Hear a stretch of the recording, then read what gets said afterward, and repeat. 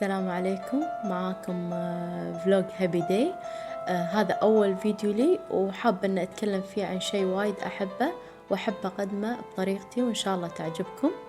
اللي هو القهوة التركية. أحب أنا أسوي القهوة التركية بالصالة، وإذا كان عندي ضيوف أحط مع التقديم الصينية اللي أسوي فيها القهوة شيء مميز، مثل وردة، مثل الفانوس مثل ما أنت شفتوا بأول صورة، شمعة.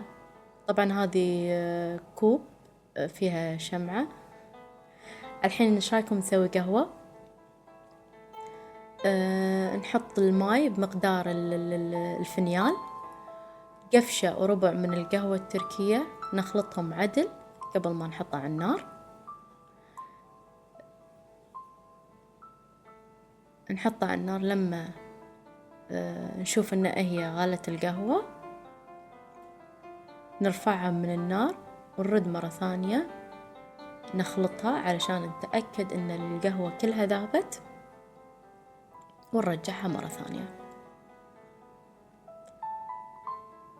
لما تكون طبقة الوش، ضروري الواحد يقدم القهوة بالوش، لأن كل واحد يحب يشوف القهوة بالوش. وبس، وبالعافية. وإن شاء الله راح أوعدكم بفيديوهات ثانية راح تستفيدون منها، وأشوفكم على خير.